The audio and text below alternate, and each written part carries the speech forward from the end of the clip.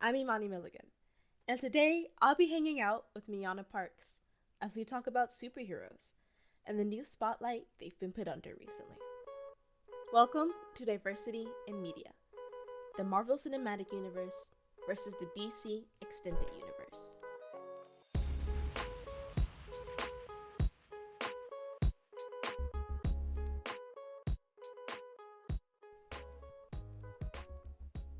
Quarantine, self-isolation, an excuse to not leave your house. Whatever you want to call it, it has impacted every aspect of our lives, from going to school to social gatherings, and as a society as a whole. The recent events of 2020 and 2021 have brought a lot of attention to how people of color are treated and how that treatment is represented, especially in the media. But what does this have to do about superheroes? Well, as quarantine has put a lot of major films on hold, the Marvel Cinematic Universe and DC Extended Universe have been working hard to push out their most anticipated movies and TV shows to expand their audience. For both the MCU and DCEU, their upcoming projects are set to be the most diverse in casting. But how has each movie universe navigated their journeys towards a more diverse future? To quote the famous Julie Andrews, let's start from the very beginning. Well, with the MCU, at least. In 2008, Marvel Studios released Iron Man, the movie that will ultimately jumpstart the Marvel Cinematic Universe into the giant it is today. The movie starred Robert Downey Jr., and its first black character, War Machine, would be originally casted by Terrence Howard before the role will ultimately go to Don Cheadle. The films to follow would be Iron Man 2, Thor, Captain America, and The Avengers. All of the movies featured a majority white cast with RDJ, Chris Evans, Chris Hemsworth, Scarlett Johansson, Jeremy Renner, and Mark Ruffalo, as well as predominantly white male writers, directors, and producers like Zach Penn, Josh Whedon, and the Russo brothers. However, around Phase 3, Marvel Studios had begun to show a significant increase in on-screen and off-screen diversity. Captain America Winter Soldier brought Anthony Mackie to the stage as the Falcon, and Civil War introduced us to the forever-loved Prince T'Challa, also known as Black Panther, played by the talented late Chadwick Boseman. This introduced us to probably one of the most diverse projects in MCU, Black Panther.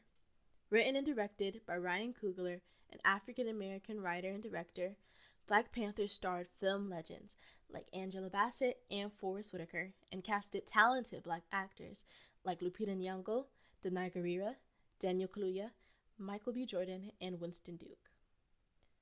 Thor Ragnarok would be directed by Polynesian and Jewish director Takai Waititi, and Doctor Strange would introduce us to the characters Wong and Boran Mardeau, played by Benedict Wong and Chiwetel Ejiofor.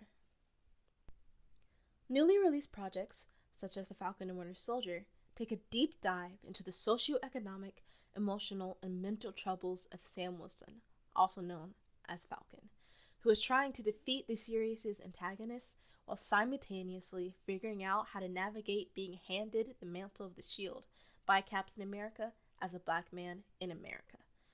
This emotional and captivating story was written by Malcolm Spellman, a black man, and takes the Marvel Cinematic Universe in a step it's never gone before by connecting the superheroes to the reality of the world they live in, thus reminding the characters and the audience that there are real-world problems that even heroes cannot escape, like racism, discrimination, and division. As for the near future of Marvel, the cast, writers, and director for the Eternals are set to bring more diversity to the MCU, with actors like Gemma Chan, Salma Hayek, Kumail Nanjiani, Lauren Ridloff, Ma Dong-seok, and Brian Tyree Henry as the characters Cersei, Ajak, Kingo, Makari, Gilgamesh, and Phastos.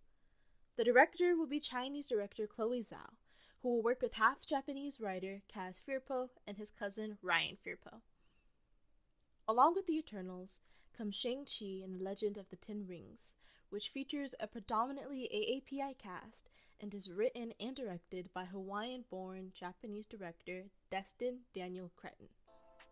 Now, let's get Mionna in on the action and talk about diversity in the DC Extended Universe.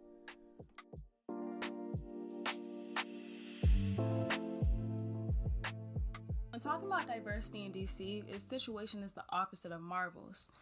While DCEU has had more Asian American and Pacific Islander writers and directors, like James Wan, Christina Hudson, and Kathy Yan, they lack on-screen diversity. In front of the big screen, the DCEU started out with Man of Steel and Batman vs. Superman, which started a predominantly white cast, with the exception of Gal Gadot. Suicide Squad and onward is where we start to see a little diversity. In Suicide Squad, we have Deadshot, who's played by Will Smith, and the villain, in Aquaman, Black Manta, played by Yahya Abdul-Mateen II, who is rumored to make a comeback in Aquaman 2. Shazam, which had a lot of diversity in front of the camera, starred Megan Good, Ross Butler, Faith Herman, Ian Shin, Cooper Andrews, Marta Millins, and Hovind Arman.